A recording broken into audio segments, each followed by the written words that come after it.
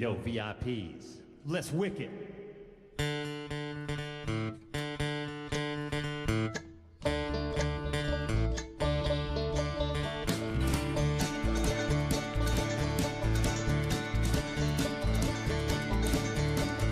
Alright, stop, collaborate and listen. Ice is back with a brand new invention. Something grabs a hold of me tightly, flow like a harpoon daily and nightly. Will it ever stop? Yo, don't know. Turn off the light. I glow to the extreme. I rock a mic like a vandal. Light up a stage and wax a trunk like a candle. Dance, bum rush, speaking that boom, killing your brain like a poisonous mushroom. Dead bed. When I play an old melody, anything less than the best is a felony. Love it or leave it. Better gain weight. Better hit bulls like the kid don't play. If there was a problem, yo, I'll solve it. Check out the hook while DJ revolves it. Ice, ice, baby. Vanilla ice, ice, baby. Vanilla ice, ice, baby. Vanilla ice, ice, baby. Well, now that the party is jumping, well, with the bass kicked in and the Vegas are pumping. Quick to the point, no faking. Cooking MCs like a pound of bacon. Burning them, we're not quick and nimble. Go crazy when I hear a cymbal. I high top with the boost up gimbal. On a roll, time to go solo. Rolling in my 5.0. Rack top down when my hair can blow. Girl is on standby, waving just to say hi. Did you stop? No, I just drove by, kept on pursuing to the next stop, busting left. Headed in the next block was dead. Yo, I continue to A1A. Beachfront Avenue. Girls were hot wearing less than bikinis. Rock man lovers driving Lamborghinis. Jealous, cause I'm out getting my shade with a gauge of vanilla with a 9 ready for the jumps off the wall. Jumps at the deal cause I'm full of 8-bomb gunshots. Ranged out like a bell. Grabbed my 9, all I heard was shells falling on the concrete. Real fast, guns in the car. Stand on the gas, bumper to bumper. Avenues packed. Try to get away before the jackers. Jack police on the scene. Know what I mean? They passed me up and fronted on the dope beat. If there was a problem, yo, I'll solve it. Check out the hook while DJ revolves it. Ice, ice, baby. Vanilla ice, ice, baby. Vanilla ice, ice, baby. Vanilla ice, ice, baby. Well, take it cause I'm a lyrical poet. Miami's on the scene in case you didn't know it. My town created all the bass sound enough to shake and kick holes in the ground. My style's like a chemical spill. Feasible rhymes, chicken vision and feel. Conducted and formed is a hell of a concept. We make it hype. You wanna step with this? Shape plays on the fade, slice like a ninja cut, like a razor blade so fast. Other DJs say, damn, if a rhyme was a drug, I'd sell it by the gram. Keep a composure when it's time to get loose. Man, it dies by the fight while I kick my juice. If there was a problem, yo, I'll solve it. Check out the hook while TV revolves it. Ice, ice, baby. Vanilla ice, ice, baby. Vanilla ice, ice, baby.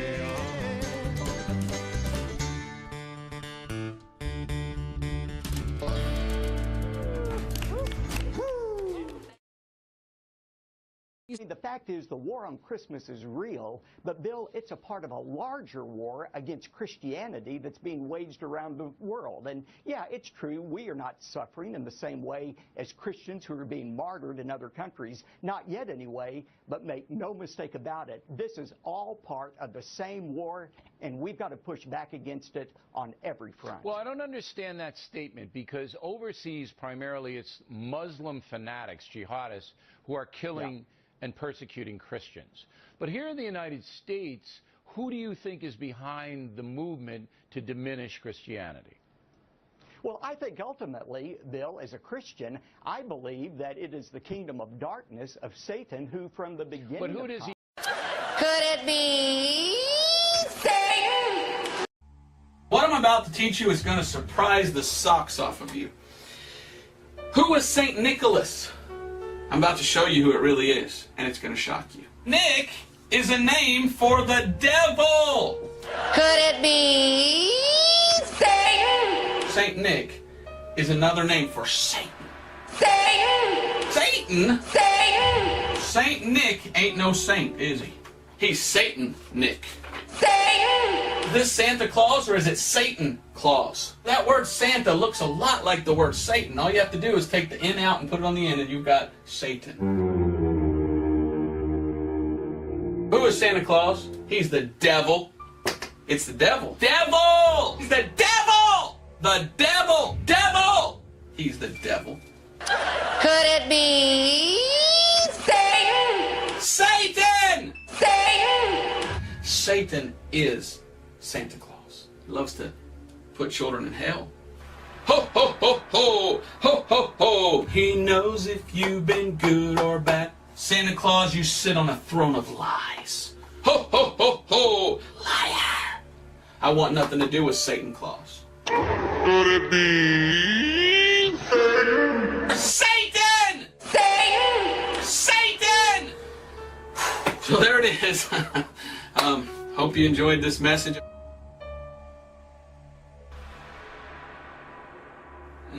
Yes!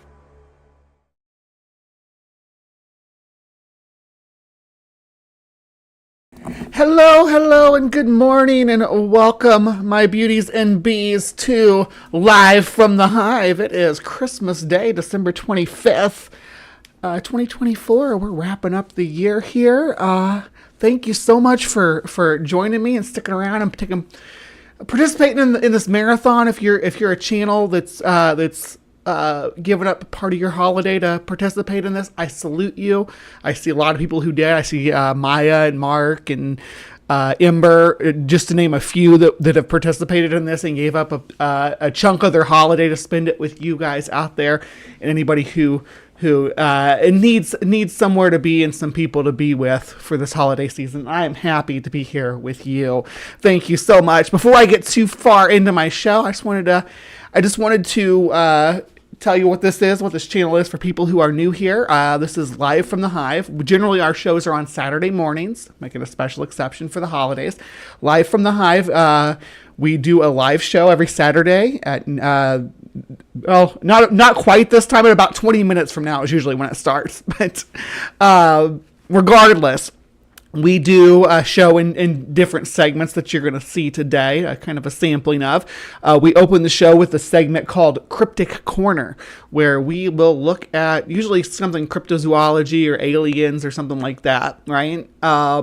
Then we'll get weird with it for the second section of the show, where we find somebody coming up with some the wildest theories that we can find. Today, we have Hans Wormhat returning to us because Hans has discovered Tartaria. And if you don't know what either of those things are, stick around because you're in for a treat. And then I wrap up my show with the segment we call Brief's Bestiary, where I talk about the mythology and folklore surrounding, whatever animal I pick for that time, whether it's modern folklore or ancient folklore, whether it's something that turned out to have some truth to it. We'll dig into it. But today we're going to talk about those 12 birds of Christmas, and we're going to see just what it would take to take care of all of those birds. Well, not 12 birds. There's 28 birds. But that's within the first 7 days. But we'll get there. So don't you worry. Just stick around. We're going to have some fun today. I do want to just say hello to everybody who's new here too. I didn't there's the chat's moving way too fast. There's way too many people. I do want to say people get a reset button here from however they were behaving in Chris's stream.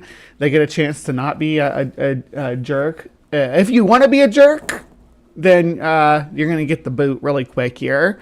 My mods do not they do not mess around.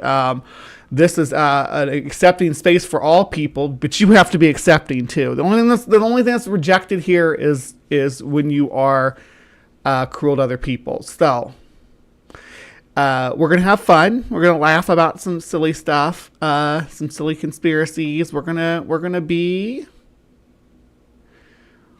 have fun. All right, I'm gonna jump right into making some clarifications before the show starts too, just so you know. There will be segments in between where I end the segment like I'm ending the show. Don't go anywhere until the end of Brief's Bestiary, though, because the show doesn't actually end when I say my be kind and take care. That's just for editing purposes. So stick around, and we'll have more show after that. And there'll be like a little interlude, a little intermission. Go to the bathroom, refill your drink, grab some. It's Christmas time, so you don't have to. Grab whatever you want to drink because it's a holiday. Calories don't count. Alcohol doesn't count. And I heard this morning from a doctor. A doctor told me this morning that germs don't count on Christmas. A medical professional told me that. So, just so you guys know. Ember, are you out there gifting memberships? Gracious. Thank you so much. Who got a membership? Let's see. Ross Dogs, Broken Spirit, Travis, Maya, and Anarchic, I think it's Anarchic, Fox, Ryan, Coltastic. Yeah, thank you so much. Yeah, what do we have? Dog whistles in the chat? Oh, come on now.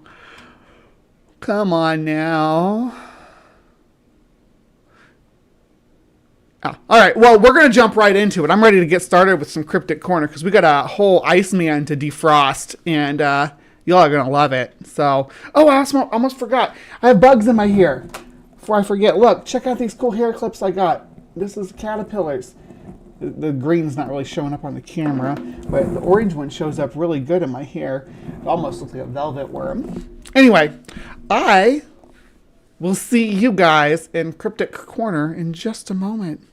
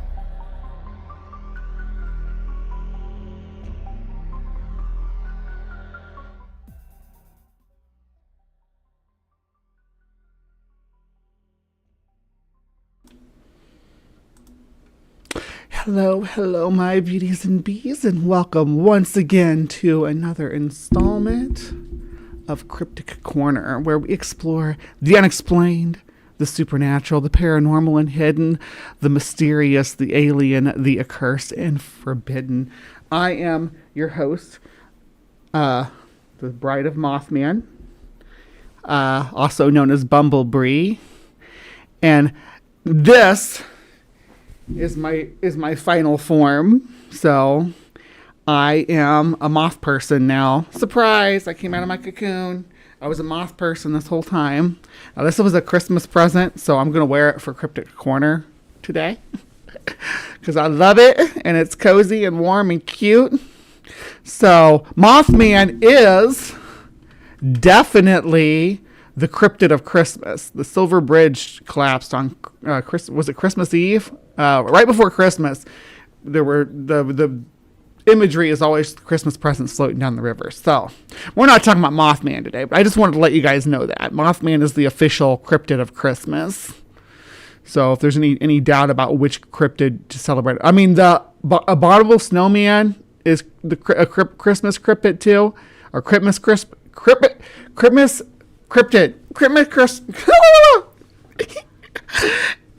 Thank you. You always look adorable too, Maya. But yeah, because of Rudolph, that's why the abominable snowman is. That's actually my name, Bumblebee. So yeah. But today we're going to be talking about a cryptid, not necessarily associated with Christmas, but I thought it pertinent to cover it, and I thought it was an interesting topic. Christmas, there you go, Christmas. I love that. Christmas cryptid. All right, so we are going to be exploring what's called the Minnesota Iceman. Now, if you're not familiar with this, it is a piece of American folklore from the days of carnival barking. So let's lay it out. Let me know how the audio is too. It kind of jumps up and down. That's a little loud. Let me bring us both down. There we go. That should be about right. Yeah. Yep.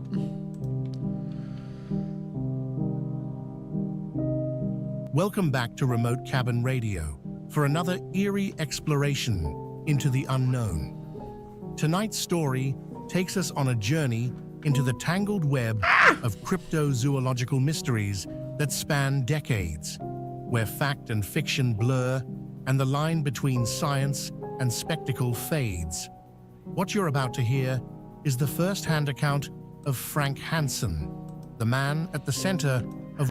Oh, good old Frank Hansen. I want to be clear that I don't believe a damn thing that Frank Hansen has ever said about this subject. Just to get right out of the gate, I'm going to put that out there, but we're going to give his story a good once over. I'm actually going to speed it up a little bit, though, because we are on a schedule of one of the most hotly debated controversies in modern cryptid lore. The story was first published in 1969 in Saga magazine where Hansen recounts his astonishing claim: the capture and killing of what some believe to be the infamous ape man, a creature that could be a missing link in the evolutionary chain or an elaborate hoax. Over the years, this specimen has sparked a whirlwind of intrigue, skepticism, and legal entanglements. Governments, scientists... Ooh, I like that Simply Secular, Dave. I'm going to try that. The Minnesota Iceman. I thought a Minnesota Iceman would be a good drink name. We need somebody from Minnesota to come up with the name for it, though. So who do I know from Minnesota? Isn't Ginny Morgan's in Minnesota? Purple's in Minnesota, too, I think. Y'all come up with a drink called the Minnesota Iceman. Make it something good. Make it yummy. Ooh, maybe make it creamy. I like creamy drinks. And carnival showmen have all taken part in the drama. Was this creature the key to unlocking one of humanity's greatest mysteries? Or was it simply the product of a skilled showman's hand? Now, here is the unabridged telling, in Frank Hansen's own words: I killed the ape-man creature of Whiteface.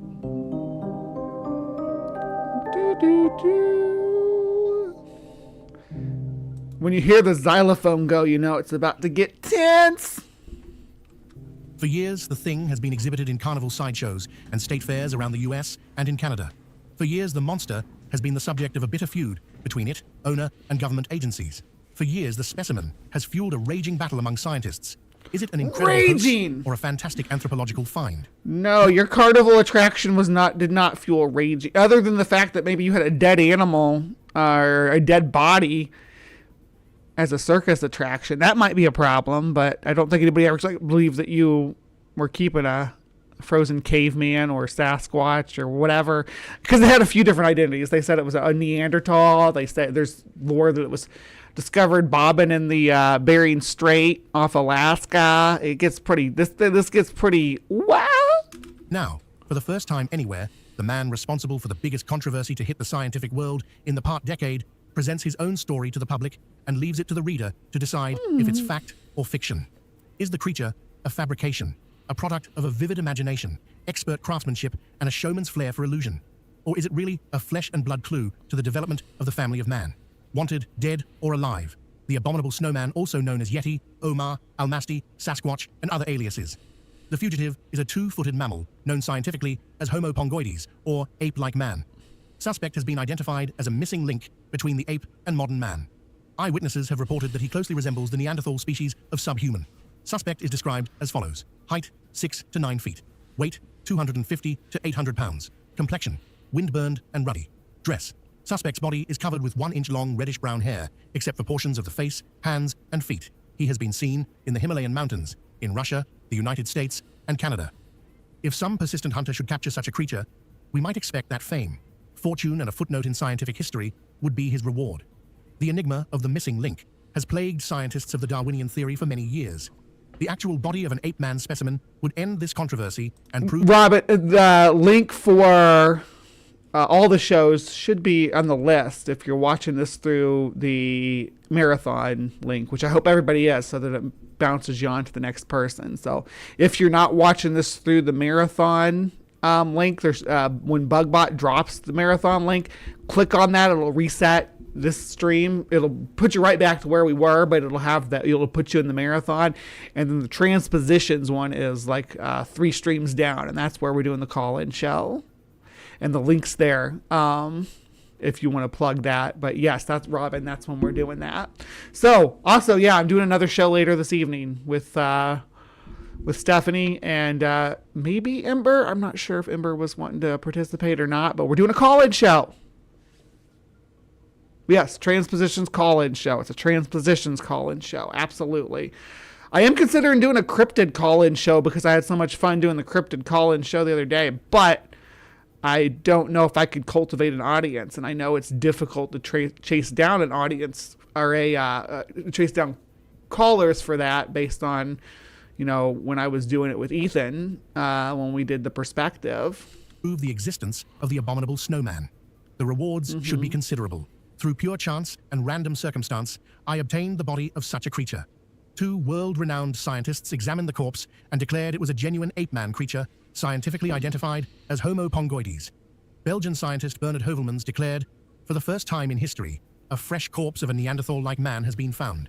It means that this form of hominid, thought to be extinct since prehistoric times, is still living today. The long search for rumored ape men or missing links has been successful. Heuvelmann's associate, author and scientist Ivan Sanderson, reported in a national magazine that the creature was the genuine article. This was no phony Chinese trick or artwork. When the newspapers published articles on my specimen... Well, I think the notion was that at least from what I understand of Heuvelmann, is that he thought it was definitely an authentic dead body. At least the original one was. But it gets pretty deep, so... I was astonished and then concerned to discover the creature was labeled a hoax by the prestigious Smithsonian Institution in Washington, D.C. To my knowledge, no member of the Smithsonian scientific staff has ever examined the specimen described by Dr. Heuvelmann's and Ivan Sanderson. I became extremely nervous when the newspapers in both the US and England pointed out that if this creature is real, then there may be the question of how and why it was killed. Well, yeah, Chinese trick. The reason they say that is because there was the idea that it was a fished out of the ocean by Chinese fishermen or Japanese fishermen, maybe. I don't know. The folklore gets kind of murky. Because this Hansen guy, Frank Hansen, he changed the story every time he retold it, depending on who he was talking to. There's a conference that I listened to last night before bed, actually, where this Collins guy was explaining his experience working with trying to work with Hansen. My fears led me to an attorney and personal friend who explained the possibility of a murder charge. The Federal Bureau of Investigation and hordes of lesser law enforcement officials revealed a sudden, ominous interest in my specimen. On one occasion, I had to ask my U.S. Senator for his help to get me out of an untenable situation with the Bureau of Customs and the Department of Health, Education, and Welfare. My dreams of recognition from the scientific community have vanished. My attorney adequately summed up the situation one morning. Frank, if you're not careful, you'll end up in a prison cell. Now, for the first time, I want the full story on this creature to be published. I have not asked for and will not receive a single cent from Saga magazine. My main desire is to eliminate much of the supposition and conjecture about a story that has become the biggest controversy in the scientific world in the past decade. Has it, though? Or is that what you wanted people to think to sell tickets? Is that... I mean... I think this doesn't have to be one or the other, but... I don't think anybody took this seriously scientifically. As you can see, the Smithsonian just dismissed it off the cuff because it was a carnival attraction. But, oh, hey, Nikki. Good to see ya. Merry Christmas. Hope you had a good morning. Start at the beginning. In 1960, I was an Air Force captain and pilot assigned to the 343rd Fighter Group in Duluth, Minnesota. I had 5 years to go until my retirement as a 20-year Air Force career officer and was looking forward to a quiet life on a small farm somewhere in southern Minnesota. I enjoyed being stationed in Duluth, as the hunting and fishing in northern Minnesota is the best in the world. All right. During the 1960s... Map time! Y'all know I can't resist diving into a map when one presents itself. So let's look at this Whiteface Reserve where we can't get real close. We can get kind of close, though. So there's Rush Lake that kind of is very prominent in the reserve. There's some other unmarked bodies of water as well. It's very marshy, very swampy habitat. And you can't get real close to it, but we can get down here to see kind of what sort of environment we're looking at. So we can drop our little guy down and kind of look at what's around. So as you can see, it's a real forested, but there's a lot of low-lying areas as well where it's marshy, and like in the winter you can see there's bodies of water in these bare patches. Like right here, there's a body of water. This is the route to get to the lake. So presumably somewhere around this area is where our story takes place. Somewhere along this route here. Presumably. I don't, without any further details, there's a lot of trackways that run down through here that it could have come from. Just Comstock coming down through the valley here. But we'll see what happens in the story. Let's do this. Deer hunting season, I was staying in a small resort on the shores of the Whiteface Reservoir, approximately 60 miles north of Duluth. Roy Arfett and Dave Allison and Lou Srott were the other members of the hunting party. We left the cabin a few minutes after 6 on the second morning, and although I had not spotted a deer on the opening day, I was confident that a narrow neck of swamp where I had hunted was one of the best locations in the area. I sat motionless on a hillside overlooking this pine-crested thicket for almost 2 hours. I was about to leave for another location when a movement at the edge of the swamp caught my eye. My pulse quickened as I thumbed for the safety catch on my customized 8mm Mauser. A large doe, partially obscured by a cedar tree, was staring directly at me. Suddenly, a shot echoed from the other side of the swamp. With one frightened leap, the doe dashed out of the thicket and headed straight toward me. I raised my gun into firing position just as she spotted me. Making 3 great leaps broadside, she scrambled back toward the swamp. I fired just as she reached the edge of the trees, and she fell, headlong, onto the ground. I bolted my rifle and tried to get off another shot, but she was up and out of sight into the heavy brush before I could take aim. I walked toward the thicket, where I located large spots of blood on the frozen grass. I also discovered that the wounded doe had left a clear trail that led straight into the swamp. There was no snow on the ground, and my borrowed compass proved useless. It was against my better judgment, but I decided to follow the trail for a short distance into the swamp. I pushed slowly along, following the doe's bloody trail. My dude, you should, if you were out hunting the deer, you should have been, psychologically prepared to have to trudge into the swamp after it.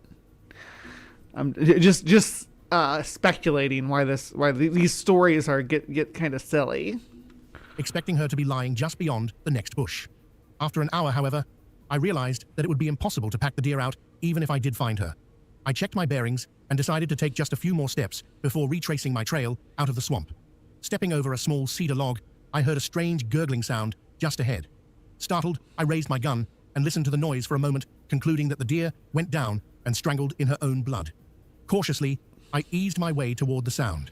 Suddenly, I froze in horror. In the middle of a small clearing were 3 hairy creatures that at first looked like bears. 2 of these creatures were on their knees, tearing at the insides of a freshly killed deer. The deer's innards were scattered around the clearing, and the things were scooping blood from the stomach cavity into the palms of their human-like hands. So they're eating blood. Merry Christmas. That's what you want to walk in on, and the blood drinking Sasquatch. But he never did clarify whether that was his doe or not. I'm assuming it was. Raising their cupped hands of fresh blood to their mouths, they swallowed the liquid. The third creature was about 10 feet away, on the edge of the clearing, crouched on his haunches. It was obvious that he was a male of similar stature as a man. Absolute horror gripped every muscle of my body as I stared at this frightening tableau before me. I felt as if my body had turned to stone. Without warning, the male leaped straight into the air from its crouched position. His arms jerked upward, high over his head, and he let out a weird screeching sound. Screeching and screaming, he charged toward me. I cannot remember aiming my rifle, nor do I recall pulling the trigger, but a bullet must have slammed into the beast's body. As blood spurted from his face, the huge creature staggered, seemingly stunned by this unexpected happening. I do not recall ejecting my spent shell, nor do I recall... So, some homeless people were poaching your deer and you shot the guy in the face? Is that I mean, that's what the story sounds like right now, right?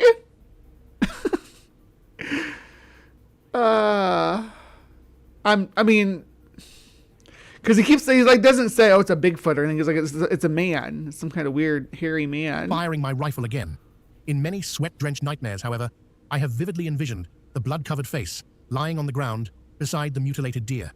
I have absolutely no recollection of ever seeing the other 2 creatures again. They seem to have vanished into thin air. Blind with fear, I started to run. I dashed over the swampy terrain, not knowing or caring in which direction I ran. My only thought was to get away from those horrible things.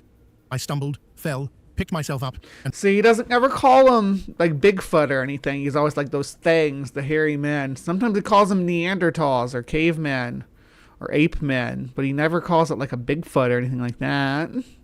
Fell again. I thought they were right behind me. Finally, I fell onto the frozen marshland, completely exhausted, not caring if the creatures caught me. I lay there waiting for the attack. I have no recollection of time, and perhaps my mind blanked out. When I regained composure, there was only the natural silence of the swampland. I wondered if I hadn't fallen asleep and dreamed the whole thing. Regardless, I knew I must find my way out of the swamp. My compass, which I had borrowed from Major Schrott, was next to worthless. Yeah, isn't that nice, Brian? He's like, I don't remember anything, but it happened like this. I blacked out and woke up and don't recall any of what happened. But this is what happened. I raised my rifle and fired the 3 rapid shots that signal a hunter is in trouble. Nothing happened. I reloaded my rifle. Oh, dude was a showman. Frank Hansen's like, he was making hundreds of thousands of dollars with this exhibit, right? He was like a P.T. Barnum character. And fired again. This time, returning shots echoed in the distance. I moved in the direction of the shots, but stopped periodically and listened intently for some familiar sound. After traveling a considerable distance, I finally heard someone calling to me. Traveling in the direction of the voice, I finally emerged onto a hilly clearing and saw a group of hunters standing around their camp. I approached and, hiding my fright, explained that I had become lost from my hunting party that morning. 2 of the hunters seemed to know where our green pickup was parked and volunteered to drive me back in their automobile. It was past noon when we arrived back at our parked truck. Lou and the boys were waiting. I threw the compass at Lou. That compass isn't worth a cent, I complained.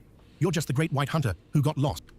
Yeah, tale of overcome by swamp gas. Yeah, I think maybe he was went off on his own to fire one up, you know.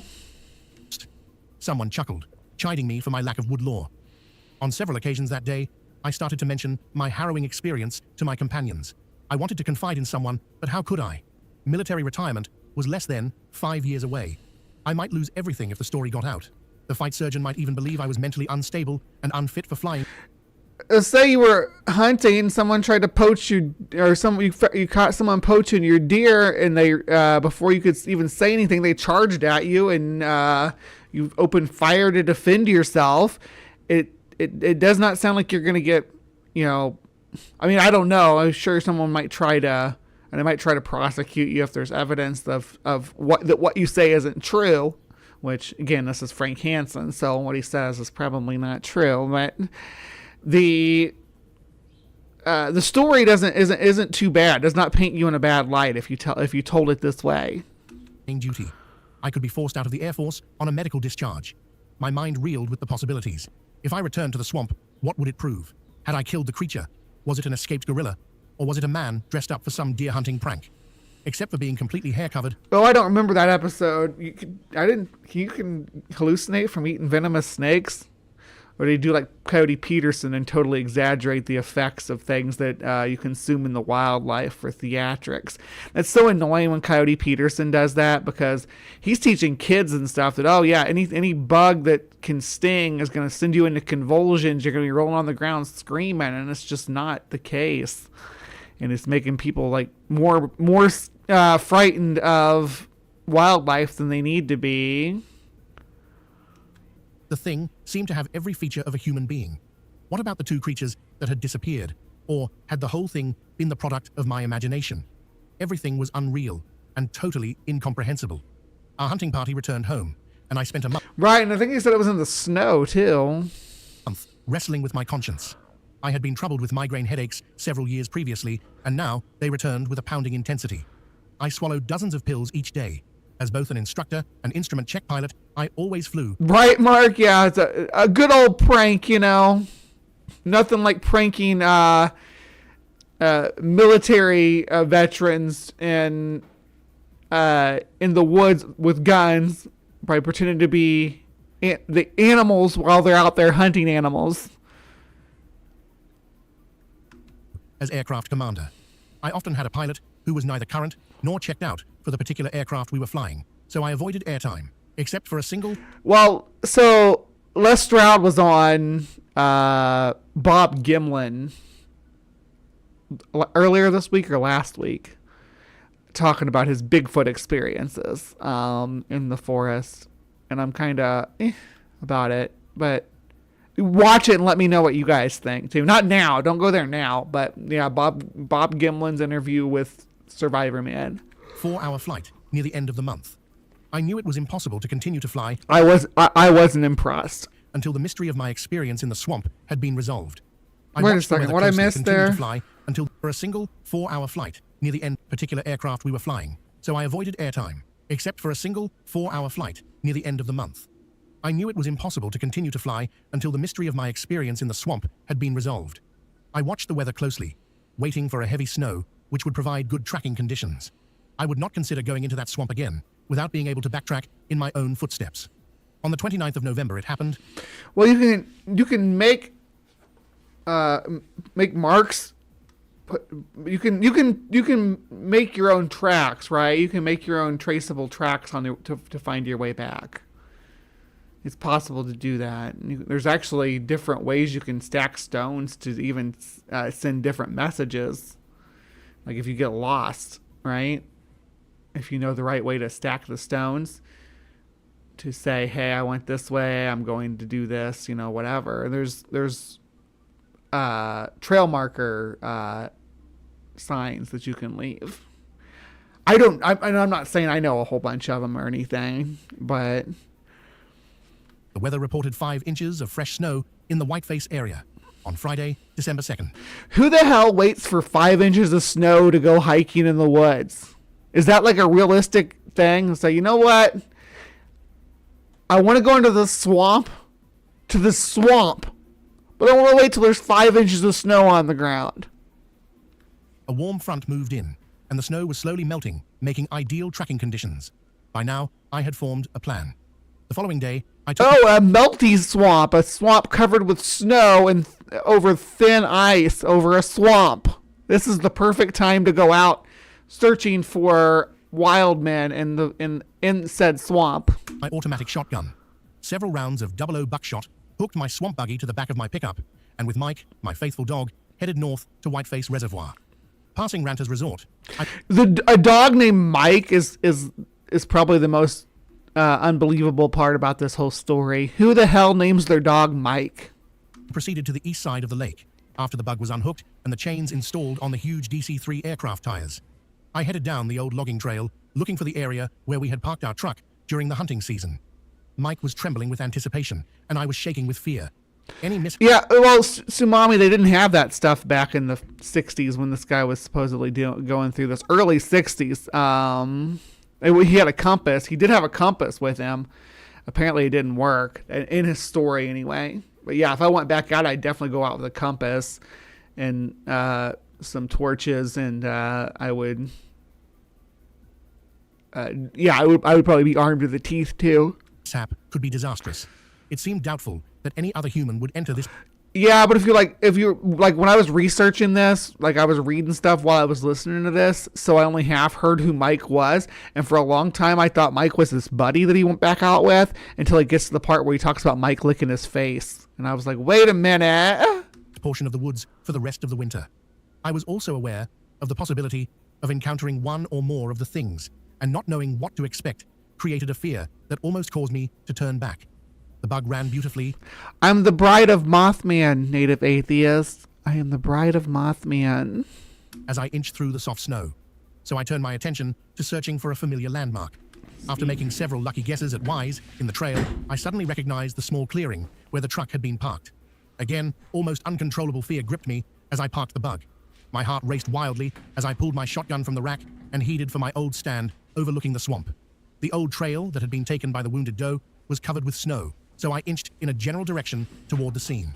It was difficult to walk, as small logs covered with snow acted... When it comes to the flat earth, I guess they think that compasses always point towards the middle. I don't know. Mike, keep your tongue to yourself. What? Oh, Mike, yeah, because I thought Mike was his buddy. ...as built-in obstacles. I was constantly on the alert for tracks in the melting snow. Once I fell across a snow-covered log and remained there to rest for a few minutes. Mike, working in his usual circle, jumped a browsing deer that came crashing through the thicket. My heart leaped into my throat. I called softly to Mike. He returned, trying to lick my face. As right he could there, that's the fear from my body. That's where I was like, wait a minute, Mike's must be a dog. Because I was reading, here, I'll show you. I was reading this Darren Nash is right up on it, and we're gonna look through some of this after we're done with the video. But in the meantime, yeah, I was reading this stuff, and then it got to that part, and I'm like, what the hell's Mike licking his face for? Mike, what a freak! We'll be lucky to get back to the bug, I said softly. Let's get out of here. It was almost 2 o'clock when I started to retrace my tracks in the snow. I wanted to get out of this devil swamp and back to civilization. My legs moved faster and faster as I swore to never set foot in the swamp again. I tripped over a large snow-covered log. When I tried to get up, horror flashed over me. I had fallen directly on top of a frozen, human-like form. I was ready to run when Mike started to dig at the body under the snow. I realized then that the events of that horrible day... Good thing it was Mike and not somebody else who started digging at the body in the snow, because if it's season, because you said you were out hunting, presuming you weren't out poaching, it's the season, and this is public land, public hunting land. You're lucky you're the one who found it. A month earlier had been real. I staggered to my feet, called Mike to my side, and spent several minutes staring at the huge, hairy body. Finally, I brushed the snow away from the head and noticed that one eye seemed to be completely missing. But there was so much frozen blood, it was impossible to tell for sure.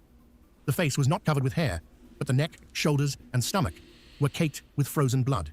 The creature's left arm was twisted under the body, but I compared the right hand with my own. This hand appeared identical to mine, except it was twice as large. As I was inspecting the creature, my fear suddenly vanished. I guarantee, Sumami, that Mike was a good boy. I've never met a dog that wasn't a good boy or a good girl. And I'm assuming Mike's a good boy based on his name. I'm not trying to be presumptuous, but usually Mike's a boy name. Unless they're German, and it could be Mika. I was now convinced I had not killed a true human being, but something similar to man, perhaps some freak of nature. Maybe it wore a mutant of some type. I examined the poor creature and realized it was in a perfect state of preservation. I also noticed that the dead deer had been completely devoured by predators. Why hadn't these predatory animals eaten the flesh of the hairy thing? There was indeed... Because deer are delicious, and your ape man didn't exist, so... Mystery solved! The mystery surrounding this freak. I decided that the creature should not be left in the swamp. I was... What a judgmental ass, this freak. Still concerned with the scandal that could jeopardize my retirement from the Air Force. It was impossible to dig a grave in the frozen earth. If the creature was left in the swamp, a wandering hunter might stumble over the body in the spring. An investigation by law officers might lead the authorities to me. There was only one thing to do. I left the swamp buggy concealed in the woods and went back to Duluth with my pickup. On disc magnets placed not in the center or on the edge will point upward at an angle at those two straight up. I'm not sure I follow, Brian. Can you reword that for me, or I'm not sure. Told my wife that the bug had become stuck and I had to have a pick, shovel, axe, and chainsaw. I returned to the swamp the following day and inched the bug back into the brush, cutting a trail as I went. Using an ice chisel from the truck, I chopped the creature's body from the frozen earth. Loading that hulk onto the rear platform of my swamp buggy was one of the most difficult experiences of my life. The body was rough, dead weight, and was frozen solid. Finally, the icy form was laid out on the platform, and I snugged it down with cargo straps that were standard equipment in the bug. When I reached the pickup, I struggled to transfer the monstrous form to the truck bed. Again, the nylon... This is the point at which you should call the police. My dude. Right now, or the animal control people or something say, this bear came charging at me and I thought it was a bear, but I went back to get it and it doesn't look a bear. Something like that. At this point, this is why but it's Frank Hansen again. You can't believe anything he says. On straps were indispensable. It was after dark when I pulled up to my home in the suburban military housing area of Duluth. My wife, Irene, was almost hysterical when she saw the gigantic corpse. I was now beginning to accept the creature, and finally, I convinced her of the seriousness of my experience. It was gigantic, but not delicious. Apparently, Neanderthal flesh is not scrumptious. What do you plan to do with the thing? She asked, fearfully staring at the ape-like form. I can't dig a grave. The ground is frozen solid, I explained.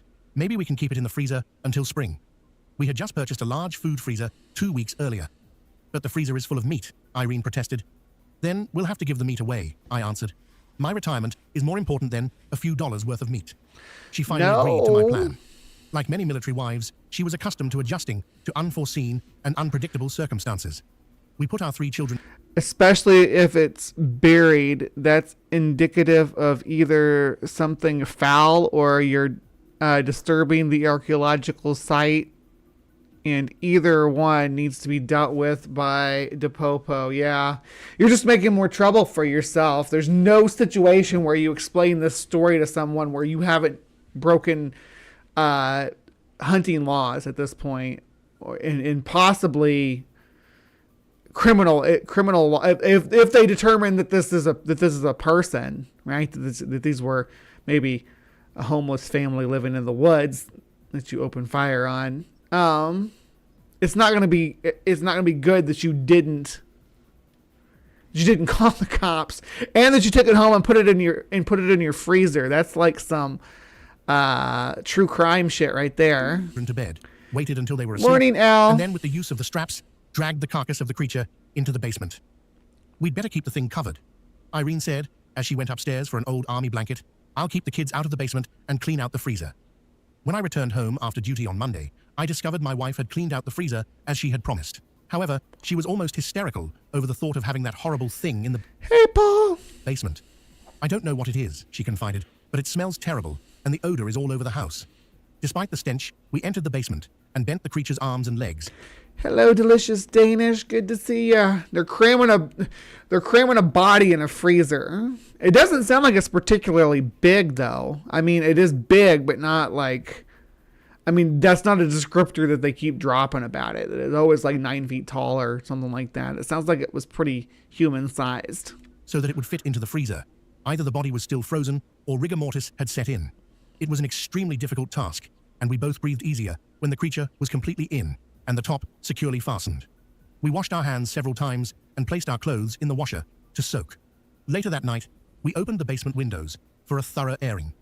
Let's not tell a single person about this, I cautioned my wife. We'll just leave it there until spring. The creature remained in our freezer. You know, tell a single person about it, but you open your windows up so everybody in the neighborhood can smell it. For almost a month. Then my curiosity drew me into the basement. Man or animal? A mutant human or a cross between the ape and man family? There were 100 different explanations. I opened the freezer and discovered the creature's body was dehydrating. Certain parts of the body looked like a piece of dried up meat. I went back upstairs and told Irene of the dilemma. If we bury it in the spring, it won't make any difference, I said. But if we learn what it is and decide to keep it, then it should be properly... Why would you decide to keep it? No matter the situation, at this point, you have no choice. Like if you're wanting to avoid legal trouble, right? You have no choice but to report it now and just act stupid about someone from the games department needs to come check out this bear I shot or something dumb like that. Like that you were just dumb and we were so dumb that you really thought this had to be a bear. Or to bury it and forget about it. Those are your options at this point. Going on the carnival tour with it, but we'll get there. I don't know how to keep it from drying out. My wife thought a moment. Remember those Canadian lake trout that we kept for 2 years? We froze them in ice water and they stayed fresh. Perhaps the thing could be preserved that way. It's worth a try. We started by pouring 20 gallons of ice water into the freezer each day. The job was completed within a weekend, and our incredible secret was now encased in a solid block of ice, safe from prying eyes and freezer burn. To make certain that no one could open the freezer, the door wore locked. It's not really safe from freezer burn, though, is it?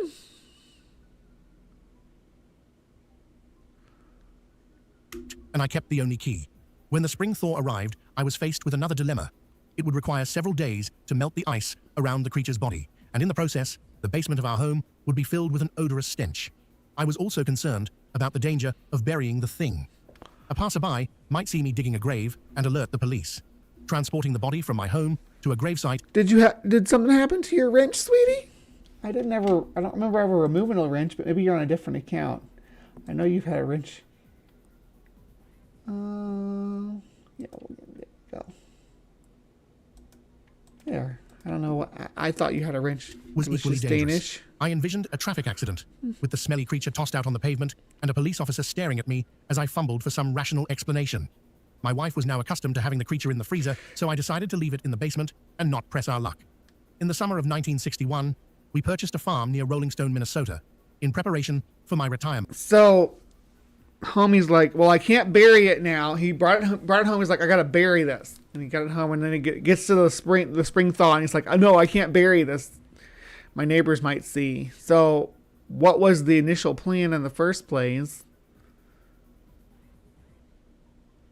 I have too much cookie dough in my freezer for frozen monkey man meat. Yeah. They didn't wonder why there was a freaking chimp buried in the snow in North America, right? Or that there was like chimps just eating a person or whatever, or even Neanderthals which is what he tried to sell this as. My wife is now accustomed to my harebrained dumbassery. We agreed that the family would move to the farm at that time, and I would commute on weekends. I could not risk allowing a moving company to transfer our freezer, so I rented a U-Haul truck and moved all of our furniture by myself. Friends helped skid the heavy meat-packed freezer out of the basement and into the truck. A couple of fellows asked why I didn't remove the meat first, but I explained that I wanted to keep it cold inside for the long trip to the farm. Besides, I couldn't seem to locate the key in all the confusion. Listen, I can understand bringing home moose meat or something, but it's a freaking chimpanzee. But the guy sounds like brainworms keeping roadkill in his freezer. Yeah, it's not a smart choice. Of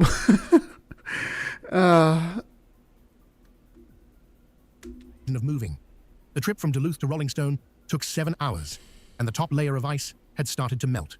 Friends and relatives again assisted in unloading. Now, he's taking this thing on a road trip from Duluth to Rolling Stone, which is...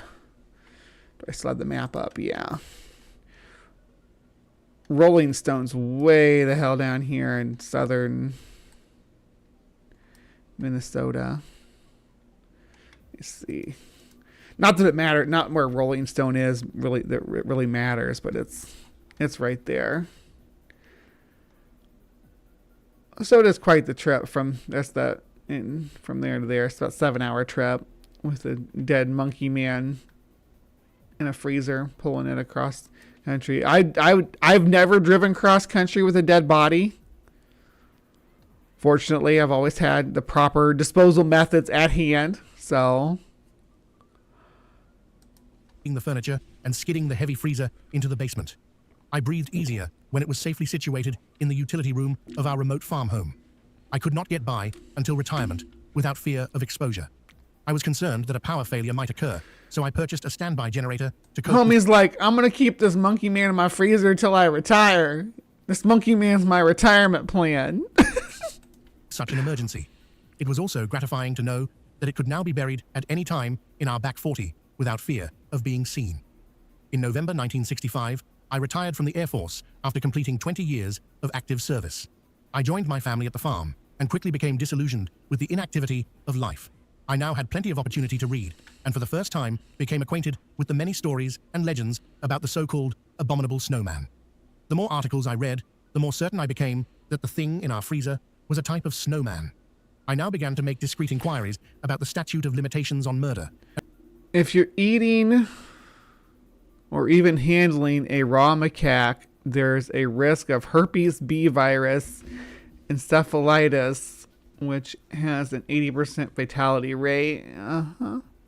Everyone should drive cross-country with 100 pounds of frozen meat at least once. It's a solid life experience. May I post a link to my new channel? Yes, you can, sweetie. Post your link. Explain why Mrs. Peacock was murdering people. And learned that there was no time limit in the state of Minnesota. Because of this, the decision was made to just... Homie was really expecting there to be a statute of limitations on fucking murder? Is that what he just... what we just heard? That there was no time... I now began to make discreet inquiries about the statute of limitations on murder and learned that there was no time limit in the state of Minnesota. Because of this, the Dude, decision was yeah, made- there's no statute of limitations on murder. It goes on beyond your mortal life. You can still be found guilty of murder long after you've died. to just sit tight with our specimens safely in the freezer for a while longer. In December 1966, I happened to meet a veteran showman who quickly recognized my boredom with civilian life and suggested that I become a full-time showman by exhibiting a rare old John Deere tractor that I had acquired and loaned to the Smithsonian Institution. It had been returned to me from Washington, and I was showing it on a highly selective basis. Take your tractor That definitely counts, Brian Stevens. on a full-time circuit That's meat. of major fairs. You won't get There's a statute of limitations on murder in some countries. That's crazy. You'll have to elaborate on that for me. So what, he had to move to Texas or something? I thought you were talking about me, because yeah, I had to move to Texas. Temporarily. rich, but you'll have fun and discover a whole new world out there, he said. Suddenly, a thought dawned on me. Would some sort of a frozen hairy creature resembling a prehistoric man make a good attraction? The showman almost choked. It's a great idea, but where would you ever get a specimen like that? Perhaps I could get one made, I said, not being able to divulge my secret. I returned home with only one thought in mind and immediately consulted with my attorney concerning the legalities of exhibiting the creature. He listened with amusement until I drove him to my farm and opened the freezer. He stared down into the cloudy ice with horrified fascination. Later, we discussed the legal aspects. There's always the possibility of a murder charge if this thing is judged to be human, he informed. That's kind of, Ember says, although some judges have dismissed very old murder cases on the opinion the delay amounts to a violation of the defendant's rights to a speedy trial. Look, police officers, it took you too long to catch me, which means that I'm denied my rights to a speedy trial, and I want this case dismissed. And the judge is like, that makes sense to me. That's wild. That is wild. Holy shit, Germany had a statute of limitations until 1979. They had to pass it because Nazis were escaping prosecution. Yeah, that's messed up. That's why there shouldn't be a statute of limitations on murder. It's a long way to the top if you want to rock and roll. Indeed it is. Then are also laws concerning the transportation of dead bodies. Morning, I can see trees. all sorts of legal difficulties. I'm convinced the creature would make a great exhibit, I said. Isn't there any way to do it by creating a model? He lit another cigarette and thought a moment. You have the original body. The authorities will be after it, because this thing is the scientific find of the century. However, it might be possible to create a model as you suggested. Maintain. Oh, I'm getting accused now. Bree moved to Texas so she could hide her frozen Mothman. Mothman sightings are down now. Coincidence? I think not. I wouldn't freeze Mothman, but he may or may not be down in our dungeon. Yeah, because we have a dungeon. In a record of the model's construction, but show the real creature instead. If the officials pressure you, it's a small matter to produce photos of the model taken during different phases of fabrication. Better than that, I replied. I'll even exhibit the model for the first year so that it will be accepted by carnies as a bogus show. In January 1967, I made sketches of the real creature and went to Hollywood to confer with the men who make models for the motion picture industry. I talked with Bud Westmore, the director of makeup at Universal Studios. He informed me, Yes, I am the Moth Woman, the bride of Mothman, the Moth Queen. I mean, other shit has been weird in Illinois since then, though. Yeah, well, you know, when I leave, then all the cool stuff happens, right? Someone in my hometown stole a FedEx truck and went on a low-speed chase, and every cop in every town with 30 miles around was wanting to take part in this chase. It was wild. Happened like just weeks after I left. But apparently, Valentina Gomez, the crazy Missouri candidate person, she's down in Texas now too. She followed me down here. that such a model might cost up to $20,000. Westmore didn't have the time to make the creation, but he agreed to offer his technical knowledge if I needed it. He also agreed that it would be a challenging endeavor. That's the thing. This is where it gets convoluted, okay? He had a real hairy monster man, which he wanted to take on display, but was worried about the legal repercussions, so he had a model made that he took on display. But then he took the real thing on display when some people looked at it, and the model when other people looked at it. It just gets really convoluted from here. I then consulted with a staff member of the Los Angeles County Museum. He suggested that I contact Howard Ball, an independent artist who was creating life-size fiberglass elephants to be displayed at the La Brea tar pits. I later engaged Ball to sculpture the carcass and mold the body. John Chambers, a makeup artist and Academy Award winner from 20th Century Fox, suggested that a small wax studio in Los Angeles could implant the hair according to my specifications. I approached Pete and Betty Corral. They agreed to do the work and implanted each hair individually with an open-end needle. I constantly directed this portion, and their work was magnificent. They were... Yeah, sounds like he's admitting to having this made by professionals, even naming who built the model. It's so weird that this is still a mystery, because at some point he says, oh yeah, there was a real one too. Great artists and a pleasure to deal with. By the time the model was completed, I had another worry. There was no guarantee that any exhibit would make money on the fair circuit. Yet I had spent several $1,000s, some of it borrowed, to obtain the model. Despite my misgivings, I enlisted the aid of a friend in Pasadena, and we added the finishing touches to make it look as close to the specimen in my freezer as possible. The bloody eyes, broken arm, and the blood-soaked hair was carefully duplicated to... Ooh, we have some more gift memberships. Thank you so much, Dave. Appreciate you. Love you, bud. Who got one? Jen. Jen is she's a frequent follower of Sasquatch Secrets, so she must have been visiting from Nikki's. So hey, Jen. Al Trucker. Oh, okay, that's just a comment, but yeah, I said fiberglass elephant. Let's do a fake of the real fake I totally ate for supper. Wild World was gifted a membership. That's Tom. Gave us the shout out a couple weeks ago. He just had us 100,000 subscribers. Can you believe that? 100,000 subscribers. Here I am at 1,200 for years. And yeah, amazing work, Tom. Your mom got one. Congratulations, your mom. Ian Chen Official. Caterpillar was gifted a membership. Yay. Match the original. It was now time to freeze the ice around the model, and this presented a few humorous moments. I rented a cold storage room from a large Los Angeles ice company, and at 8 a.m. one sunny morning, pulled in with my monstrous creation in the rear of my station wagon. A stunned executive happened to stroll by and did several double takes. "Where are you going with that thing?" he stammered. "I've rented a storage room for a few days," I explained. "In our company?" He stared at the model and twisted his hands in anguish. "My gosh, was that a living thing? This is a food processing plant. Get that thing out of here before a government inspector sees it." Later, I arranged to ice down the model at a privately owned locker plant that had recently shut down. The final phases of my... Sounds like he's trying to cover his butt for people catching him, like, building this this hoax. creation were completed there.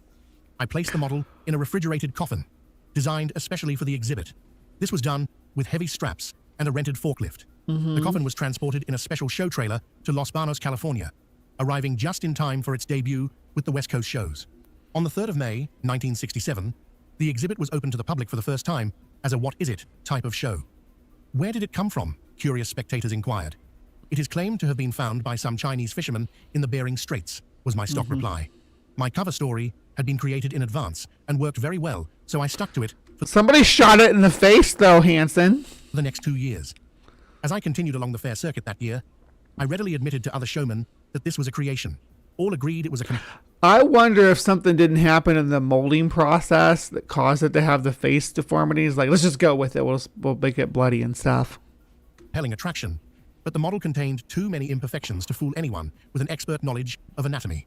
Our tour continued until November 1967, when we closed at the Louisiana State Fair and returned to our farm home in Rolling Stone for the winter. By March 1968, I had convinced myself that it was safe to substitute the real specimen for the coming fair season. I cut off refrigeration to melt the ice from both specimens and made the switch using my farm tractor loader and an I-beam. Why switch it ever? Why ever display the real creature? I worked the creature into a position closely resembling the model by cutting... You're making money off the fake when you don't have to do the real one. There's never a situation where you're going to have to do the real creature. ...the tendons in the arms and legs. I then started the difficult task of creating ice around the specimen. "This will be the greatest exhibit to hit the fair circuit," I said after the job was completed. "Even a trained scientist would be shocked to see this." The 1968 season was one of the most remarkable in our history.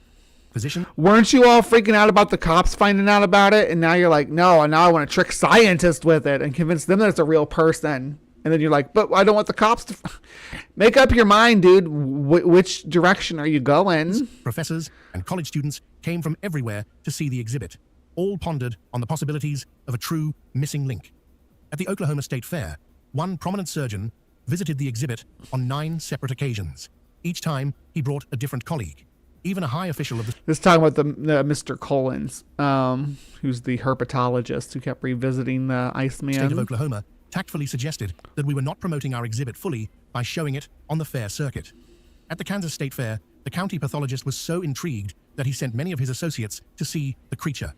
Apparently, the exhibit was brought to the attention of Ivan Sanderson and Bernard Hoovelmans by one of their colleagues. They called and asked permission to examine the creature. This was a grave mistake on my part. Both men were visibly impressed, but made no mention of releasing a scientific report. However, Dr. Hoovelmans published an article on the Homo pongoides, the ape man, in a February 1969 bulletin. So you want to be able to trick scientists. You've mentioned that, and then scientists show up. You're like, I want to trick these scientists, and you trick the scientists, and you're like, they wrote a science about it. About that, we tricked them. They wrote a science. The Royal Institute of Natural Sciences of Belgium. The long search for the rumored live ape man or missing link has at last been successful, he reported. Ivan Sanderson published an article in the May 1969 issue of Argosy magazine. Let me say simply, he wrote that one look was actually enough to convince us that this was, from our point of view at least, the genuine article. This was no phony Chinese trick or artwork. If nothing else confirmed this... What is with the Chinese trick accusations? It feels like it's like old-timey racism boiled down into that. The appalling stench of rotting flesh exuding from a point in the insulation of the coffin certainly did. My problem started again with the publication of Hoovelman's article. It seemed as if every newspaper, radio station, magazine, and television station in the world wanted to verify the existence of the creature. Calls poured in each day from London, Tokyo, Berlin, Rome, and scores of American cities. The Smithsonian Institution requested permission to inspect the carcass. This request was promptly refused. Yeah, I bet it was. They didn't want anybody refusing your, or you didn't want anybody examining your creature, but you said, I wanted to be able to trick scientists. You're so contradictory in your goals and ambitions with this. Well, I think it's a hoax, but dozens of scientists asked permission to remove a core sample of the creature. Biologists wanted hair and blood samples. Hoovelmans had stated in his article that it appeared... Mark, you are not a bottom enough to make those two hand symbols together. ...that the creature had been shot. Newspapers began to speculate on the possibility that law enforcement authorities should investigate the manner in which I obtained the creature. If the body is that of a human being, there is the question of who shot him and whether any crime was committed, an article in the Detroit News reported. With these events swarming into my life, I became a regular visitor to my attorney's office. His advice was clear-cut and direct. Frank, you had better substitute the model for the real specimen and then take off for a long vacation.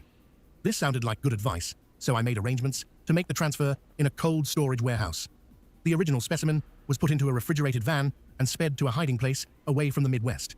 What? No, where's this body going to go? Okay. Refreezing the model took several days, and it was during this period that newspapers carried accounts of both me and the creature vanishing. During the past few months, I have been pressed for the conditions or circumstances under which I would consider giving the specimen up for scientific evaluation. 2 conditions must be met before I would even consider such an action. 1, a statement of complete amnesty for any possible violation of federal laws. 2, a statement of complete amnesty for any possible violation of state and local laws where the specimen was transported or exhibited during the 1968 fair season. Bro's giving ultimatums to the authorities about his monkey man. There will surely be skeptics that will brand this story a complete fabrication. Possibly it is.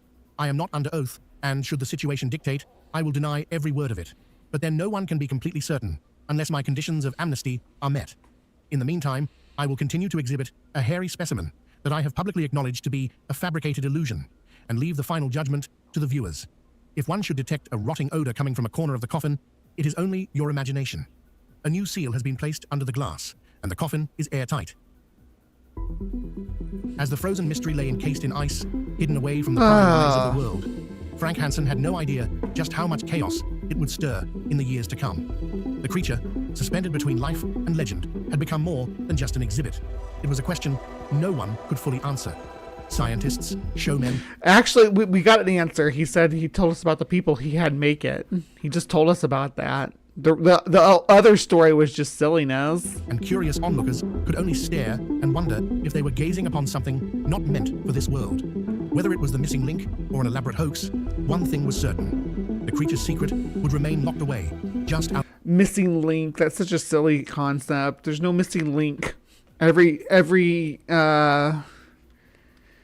generation is a new divergence from the previous generation, and the evolution is a slow process. You wouldn't even notice it. There's not going to be a link where there's all of a sudden a monkey man ancestor.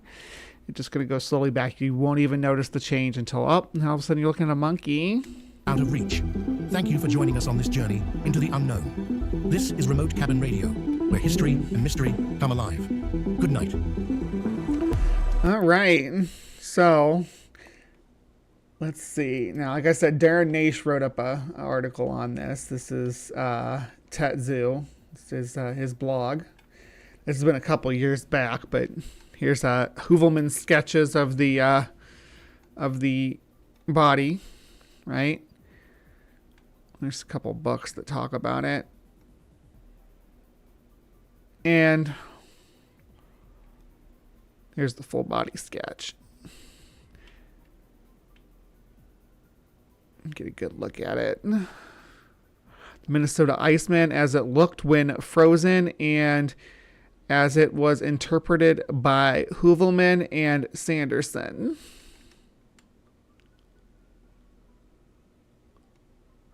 There's Frank right there. Looks like a used car salesman with his Iceman. Frozen in its cooler. Casket. Sanderson and Hoovelman examined the Iceman in December of 1968 at Hanson's home, where it was being stored off-show for the winter. Both became convinced of its reality, so much so that they prepared detailed illustrations and planned to have the creature described in technical literature. The body was that of a robust, barrel-chested male with a thick neck and large hands and feet. His face was broad, flattened, and possessed a short, upturned nose and prominent brow ridge. An eyeball dangling out of one socket, apparently resulting from a gunshot to the back of the head. That's the thing about his story, too. He's like, oh, yeah, it was charging me and I shot it. You shot it in the back of the head, dude. You shot it in the back of the head.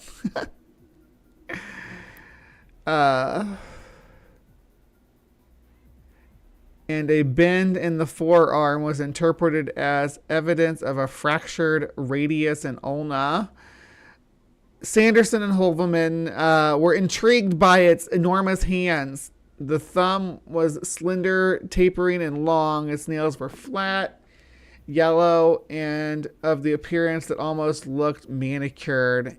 And the heel pad was presented on the palms on the palm's outer side. Yeah, okay. And features suggested by Sanderson to be indicative of habitual quadrupedal behavior. At one point during the examination, the glass over the case cracked, releasing an odor described as that of decomposing flesh. So they broke the glass while they were examining it. There's the images that they drew with all the dimensions and stuff. As you can see, it wasn't like huge like you generally think of a Sasquatch. This object has been known ever since as the Minnesota Iceman. Sanderson and Hoovelman both spoke about it in the media. Sanderson making the unfortunate decision to refer to it as Bozo. This seems oddly helpful, given the apparent belief that it was real. Hoovelman published in a 1969 paper on it in the Belgian scientific journal, identifying it as a new species of human genus that he named Homo pongoides, which means ape-like man. He later modified this proposal, arguing that H. pongoides was a form of living Neanderthal. His ideas were explored in detail in his 1974 book, which I'm not going to try to pronounce the name there, co-authored by Russian historian, economist, and crypto hominid expert Boris Porchnev. John Napier, a primatologist at the Smithsonian Institution, was with a serious interest in crypto hominids, was invited to examine the Iceman. He became sure that it was a latex model. Hansen's dodge for this was that he had withdrawn the original genuine specimen from display, mostly for fear of being found guilty for killing what might have been a form of human and replacing it with a model. So yeah, there we go. There's a fairground version of a abominable snowman and Iceman on display. The skeptical view of the Minnesota Iceman has always been that it was a hoax, the latest in a long tradition of displaying enigmatic, memorable sideshow exhibits that are implied to be real. In 2013, what appears to be the original genuine article was offered for sale online. Today, the Minnesota Iceman is owned by Steve Busty of the Museum of the Weird in Austin, Texas, and certainly looks identical to the specimen discussed and illustrated by Hoovelman and Sanderson. Its hoaxed nature doesn't exactly leave Hoovelman and Sanderson looking all that credible as scientists. What makes the Minnesota Iceman case especially interesting within the context of cryptozoology as a whole is how it was interpreted by supporters of its reality. Thanks to Hoovelman's influence, the concept of a dark-furred Asian crypto hominid with an upturned nose, distinct facial and hand and foot anatomy, and barrel-shaped chest has caught on. Crypto hominid researcher Helmut Wisowa argued in 1994 that images from ancient art were consistent with descriptions and hence the knowledge of Homo pongoides has been influential throughout human history. Homo pongoides is not a real thing. We're just going to stop right there. But of course, whenever we search in the world, there are legends and stories and often claimed sightings of wild, hairy people. So it isn't surprising that various semi-legendary Asian creatures were linked to this concept and suggested as possible representatives of the same sort of animal. A large number of wild man reports collected from the Caucasus region, the Caucasus, I guess it's going to say, the Caucasus in the west of Mongolia, in the east by crypto hominid researcher Boris Porshnev, Dmitry Bayanov, and Marie-Jean Kaufman, it might be, have been said to be uncannily similar to Homo pongoides in anatomy and therefore interpreted as sightings of the exact same species. In addition, more than 20 reports collected in northern Pakistan by the late herpetologist Geordie Magrainer,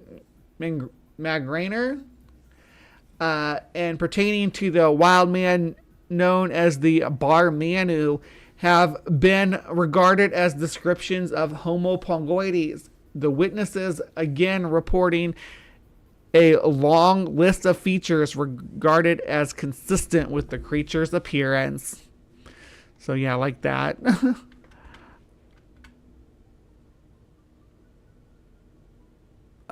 Big feet doesn't match up with the rest of the anatomy.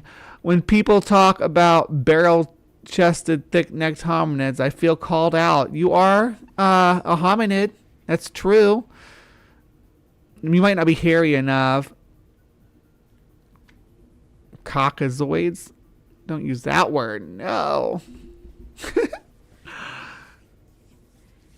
Magrainer, why is it always herpetologist? That's so weird. It's like herpetologists study Bigfoot.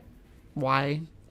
Magrainer's investigation and analysis have been regarded as a great triumph of the cryptozoological method and as a demonstration of the fact that Homo pongoides and the Minnesota Iceman are valid biological entities.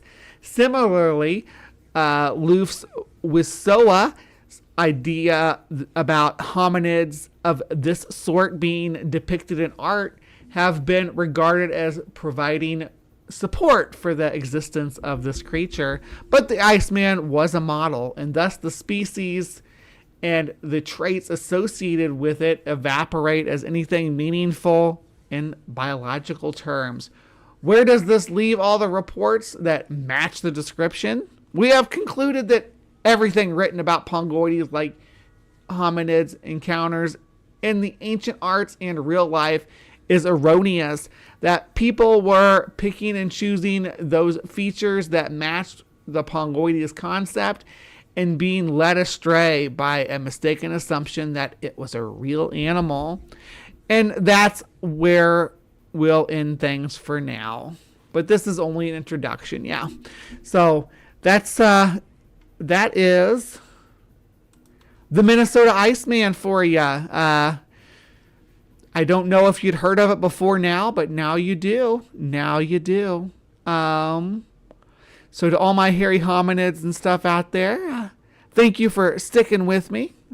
Let us know in the comments below. Did you believe in the Minnesota Iceman? Have you ever seen the Minnesota Iceman? There's probably people that are still alive who went to the carnival in the 60s and saw it as kids. Let me know in the comments down below. Please remember to be kind, take care, and we will see you next time. All right, my beauties and bees, don't go anywhere. Don't leave. Got more show to go. Got a whole half an hour left to fill, and we got a couple of things we're going to do. So stick with me, and I will be back in just a moment. We have a quick intermission while I run to the bathroom.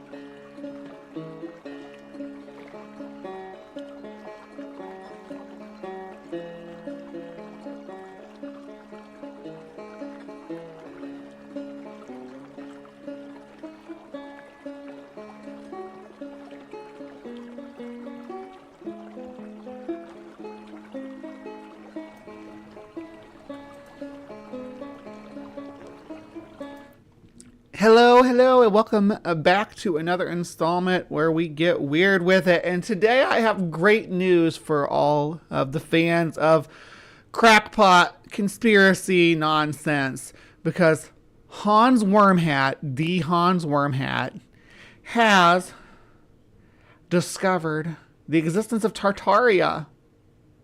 So, I thought, since it's Christmas, I'd bring you all this special little segment where we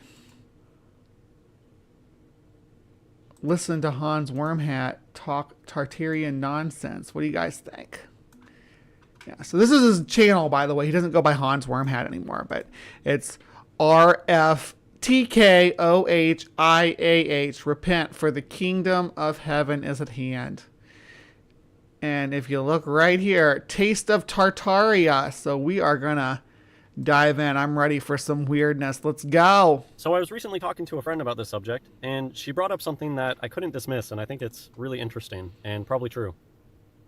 And that is that we have ancestral knowledge, that there's just information that we're born with, and through, so now I'm just talking my own ideas on the subject, through propaganda, fake history, they try to not tell us our real history. However, I agree that we probably have an intuition or an understanding about our ancestors, about what happened in their life.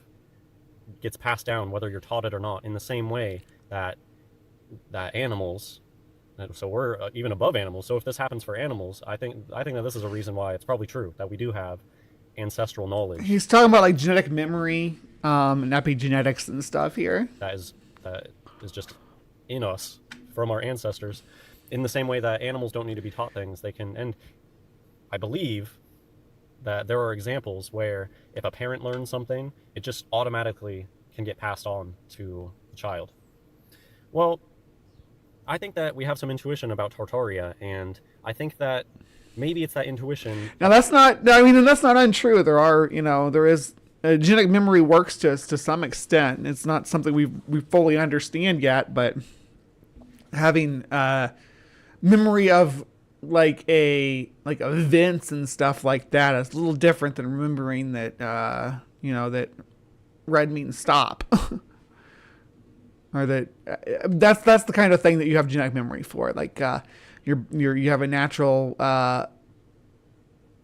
red makes you take notice, like the color red, things like that. That's the kind of cool stuff that we do with our brains that we pass down, but not, oh, there was a giant tower built by man to try to reach God, and then God smote us and all that stuff, the Tartarian nonsense with the mud floods. That speaks to us when we're being fed the BS about history that says that doesn't sound right, or when we look at the Victorian era photos and we're like, that looks weird, or when you see an airship and it appeals to you in some way. And I do think that if you don't know about Tartaria, it was like this ancient kingdom that was like super advanced, like almost like Atlantis, but it was bigger. It covered like all the existing continents before the mud floods, which covered all the buildings and everything, and wiped out this ancient civilization. Some buildings that we use today are allegedly dug out of the mud instead of actually built in modern times. That's the Tartarian mythology. Could be because our ancestors used airships, so we could have an appeal to that. And so how this fits in with Tartaria, just a few things that I want to say. This has just been on my mind. And I have a feeling that the public understanding of historical resets, I see people talk about it in just the most unexpected places, people mentioning historical resets. It's the cat's out of the bag, and I think it's just so obvious when it's presented. It's one of those truths that when somebody's put it out there, you can't put it back away. It makes so many things make sense when you look at history through the lens of historical resets and Freemasonry inheriting. When you understand that every time there's a historical reset, there's this huge inheritance and land grab, and they're all looking like thugs in the beginning, and I could go on and on. Anyways, let's keep it to the subject that I want to talk about today. Just two things: balloons and pigeons. We'll get to that. Balloons and pigeons. Balloons. I think it was the idea that I had about balloons. And now we have a flock of pigeons that lives behind our house. They're super cute and kind of curious. So that's why this piqued my interest too. And one of my neighbors used to breed fancy pigeons. This gets into technology. Technology is what we have, what's given to us. And low tech, high tech, a lot of times there's bias there. And today we think that what we have is the most technologically advanced. But something like a balloon, people automatically assume that has to be lower tech than something like an airplane. But the thought that came to my mind is, well, in these cities, in my mind, Tartaria, these cities were once inhabited by a culture so far ahead of what we have today. And so things about the balloon, people, well, they're slow, and they don't care. They lived lives of ease, and the technology that they had was... So Hans has this idea of an ancient culture with just like dirigibles just floating about all lackadaisically across the sky. But there's no like evidence of this. Like, he'll use like we've done the flying machine stuff here on Getting Weird with It before, but he will he appeals to that kind of stuff, like the Sakara bird and stuff like that. To actually make life better. They believed in the opposite of things like planned obsolescence, and they built things to last. And they used technology to free the people from being enslaved. People weren't slaves. They had all the free time in the world to learn to play instruments, to learn to paint amazingly well. There was no concern about the rat race in the society. And so the fact that balloons are slower, it didn't matter. So to get to the point, I think it's a noise thing. I think that the cities, I think that it was probably legislation. They probably had legislation that said no airplanes in the cities, and you had to use balloons because it keeps the noise pollution down. And so I don't think it's an inferior tech thing or that they didn't have airplanes. I think that airplane travel was only used outside of the main cities because of ordinances to keep the sound pollution down. Because these cities were just magnificent, amazing places to live, and they did not take their poop and throw it out into the sidewalk and stuff. Those are just the smear campaigns against the past. They got to sell you this story that the people in the past... Yeah, he thinks that that they had indoor plumbing too, like these ancient times, these ancient cities were wretched and low tech, and the opposite. But for some reason, buildings built up into like the 1920s were built without indoor bathrooms or indoor plumbing facilities at all. Like they were still building houses without them. But no, he wants to make it out like, oh, all these old buildings had built-in bathroom facilities. No, they didn't. They didn't. That is true. They used technology to help mankind, and they weren't enslaved by 9-to-5 jobs, and it was so much better. Base. I want to live there, but it's it's a pipe dream. It's not real. It never happened. So the airship thing, I think that it was mandated. I think that they had to use airships in the cities and around them because they probably thought airplanes were nothing says this says great for navigating cities like a big bulky balloon moving through tall skyscrapers. That's not famously been a problem with parades or anything, right? That's not a famously difficult thing to do, to move balloons. And those are balloons that are tethered to the ground. Balloons trying to fly freely, because buildings and cities, the great little wind tunnels or little wind tracked ways that can just knock you totally out of the way, and then you get dozens of these guys getting tangled together trying to move through a crowded city. Imagine the jams, people getting cut in half by freaking ropes. Loud and obnoxious, and they are. There's a flight path that goes right over my house, and it is obnoxious and constant throughout the day. So they have evolved past this, and I think that's just a truth that a lot of people have a hard time accepting, that what we have today is not the most advanced. There were societies that got to where we are today, and they said, we're not doing that. We're not doing planned obsolescence. We're not doing Facebook, Instagram. They probably canceled all that stuff.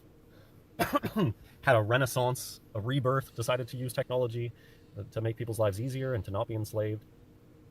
But, I mean, we're not allowed nice things anymore. But Tartaria was probably the last golden age, and I don't think we're ever going to go back to that.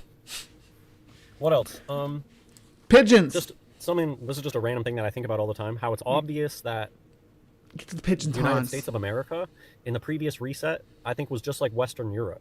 I don't think that there was any difference between the United States and Western Europe in the previous reset. It's almost like the architecture and culture of Western Europe is what the United States was colonized by.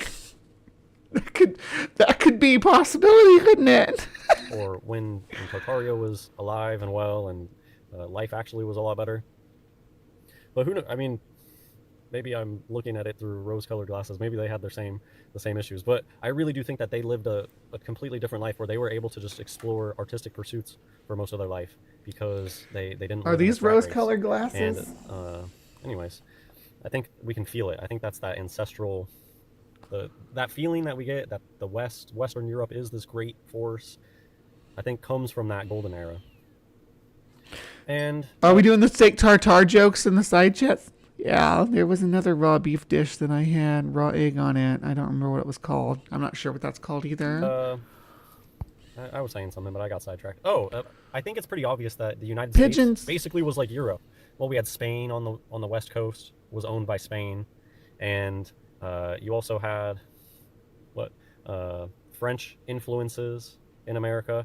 I don't think that it's the story that they tell. You don't know about the reset, left-handed Jedi? Yeah, we're living in like the 5th age or whatever. The last reset, there was Tartaria was the kingdom, and they got really advanced, blowing both Mu and Atlantis out of the water with their global empire. I think that what makes a lot more sense is that it just used to be like Western Europe. There used to be a France in USA, in the Louisiana area. That just used to be like another extension. That's true. It's called the It was French territory, Louisiana all the way up to the Great Lakes, most of Canada too. France in some previous reset. The pigeon thing. I don't know. I've been seeing a lot of pigeons recently, and it makes me think about carrier pigeons. And this is another thing where technology, they want you to think of things as being low tech, but how cool, how sophisticated of a society that uses things like pigeons for sending messages. And is that really? They're great, but they poop a lot. Trust me, because my pool is the only water source that they have, and within like a 20-mile radius, it seems like. So all the pigeons hang out here.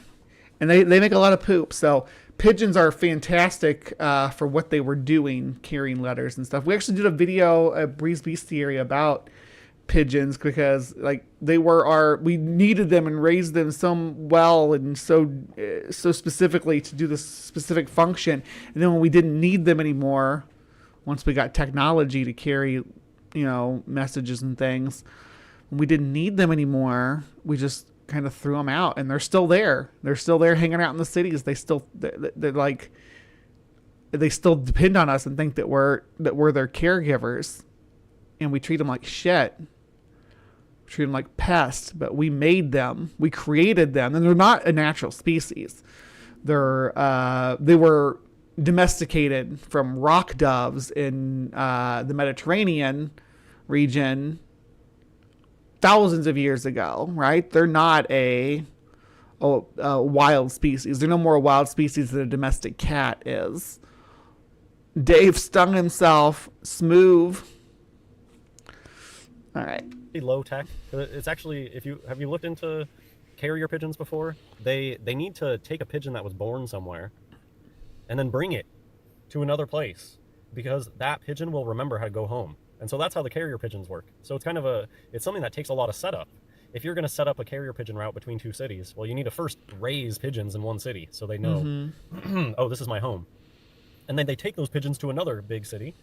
And again, this goes in with the silent thing. It's a silent technology, basically. Well, I mean, they're animals. They're not completely silent. I guess the point is, face value, you might look at something like a carrier pigeon and be like, oh, that's like a quirky thing. But in reality, there were giants during the Tartarian era, and I think the people were supposed to be bigger. Like, people were just like bigger and like perfect. They were like, everybody was like 6'4" and well built. I work weekends in New York City, and the people are feeding the pigeons more than ever. They're so chubby and produce so much poop. Yeah, I imagine the pigeons in New York City probably live pretty good, all things considered. The ones in the park, especially.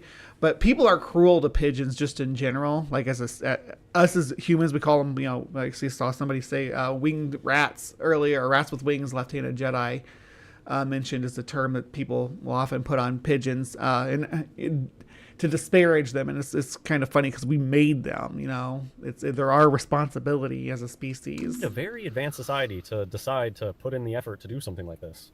And it matches what we see. It's a thing. The old cities, they have my rose-colored glasses building on the top of the roof, and there's some weird guy that raises pigeons there. And anyways, I don't want to ramble too much in this video. These are just ideas that I have and that I think about. Ramble away, Hans. These are just little glimpses of a society that was just leagues beyond. We are here for your rambling, Tom. A pigeon isn't necessarily low. Hans. I don't have a picture here, but I don't know where Tom came from. Turkey Tom, I guess. I don't know.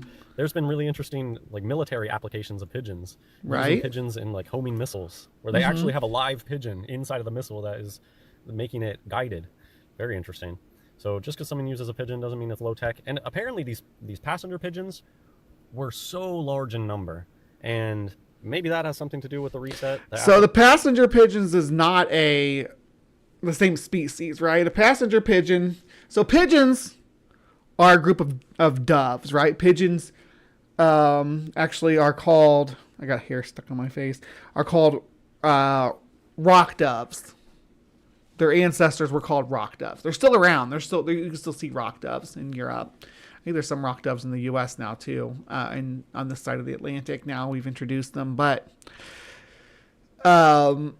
passenger pigeons were a distinct species, a North American species that was.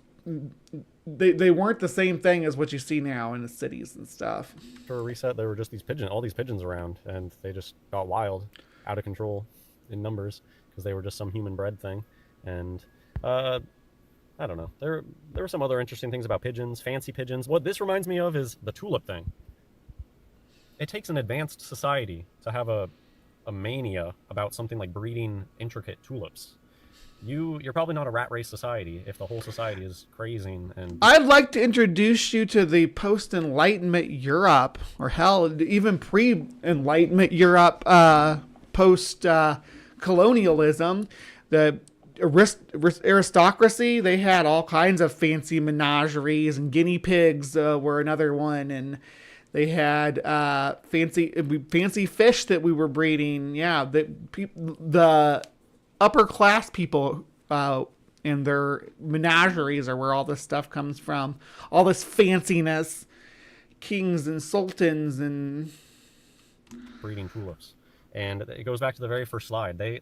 Although who knows if that's damage control or what, balloon mania. They want you to think, I guess, that that people just like go manic all of a sudden and something becomes widely popular.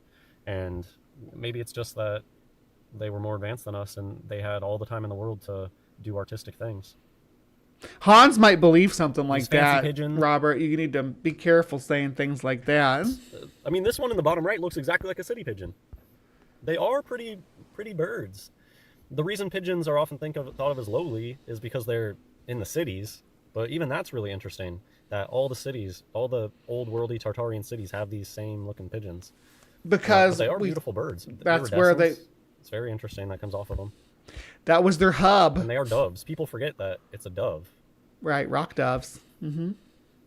But the fancy pigeons reminded me of, the tulips, but also fancy rats were a thing, the rats that were bred, which is good. That is kind of interesting because were they like sewer rats from the cities that people started to breed as pets? Sewer rats are not a species. Okay, so there's brown rats, black rats. Those are the two main species. Black rats tend to be to live closer to water than brown rats. But there's not too much difference in their behavior beyond that. I guess black rats climb better too. Regardless, there's not a species called sewer rats. So yes, all domestic rats are bred from brown rats. Rats do make pretty good pets though. I've had them, and very personable. And I mean, I don't support pets anymore, but it's just a lot of work cleaning up after them. My life's hard enough. But these people, they had all the time in the world to do these things. This was their life passion. I think that it was just a huge society of people that got to just live nice, easy lives because the society functioned how it should, and they used technology how it should, pneumatic. I think that this was a pneumatic society. And it goes with Tesla, too. Tesla was a post-reset. Hans has made it clear that he is not part of the birds aren't real movement. He thinks the birds aren't real movement is a false flag to try to make his movement look stupid. Guy. He is a flat earther, though, I believe. Correct me if I'm wrong, Hans. To revive the greatness of Tartaria, and he wanted to bring it back.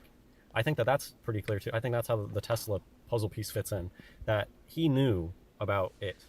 He knew about Tartaria and the electric cities, and he wanted to bring that back, and that was not cut out for this reset. Nope, we get the rat race, reality TV reset, going to the moon, sending men to the moon reset. Mm-hmm. We don't get the steampunk reality, but I think steampunk is true. You believe that steampunk's real, but you don't believe we went to the moon. That's great.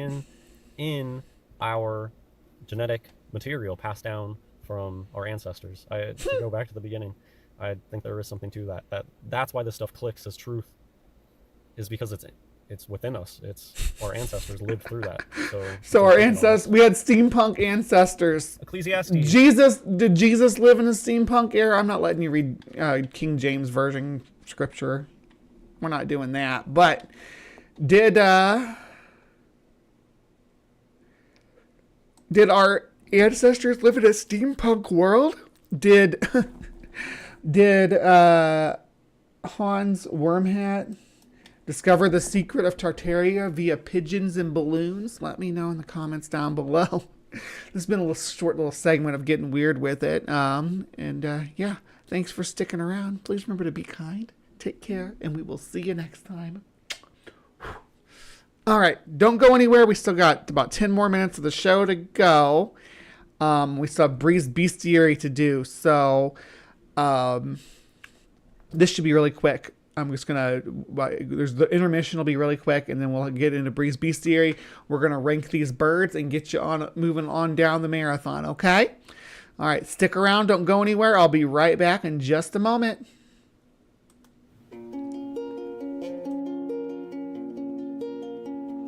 If it takes forever, I will wait for you for 1,000 summers.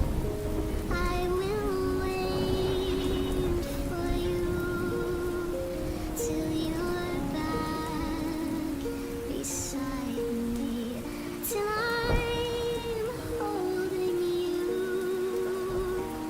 till I hear you sigh here in my arms. Anywhere you wander, anywhere you go,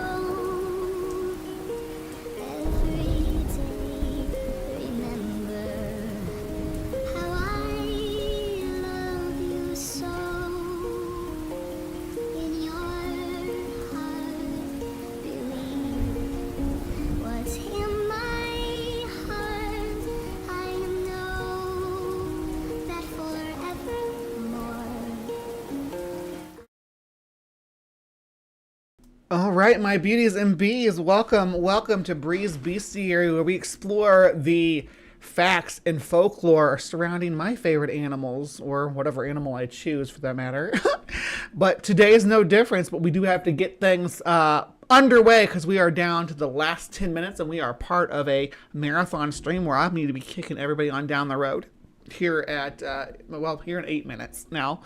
So what are we doing today for Bree's Bestiary? Well, since it's Christmas Day and people have opened and received their gifts, I wonder how many people have received gifts like these ones down here. This is the gifts from the 12 Days of Christmas. Now, I'm not really worried about these ones. These ones are people. You can't give people as gifts anymore.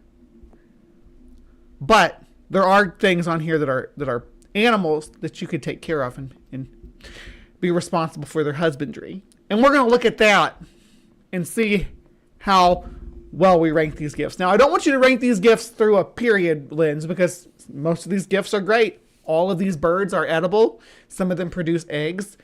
And people were prepared to take care of livestock at the time.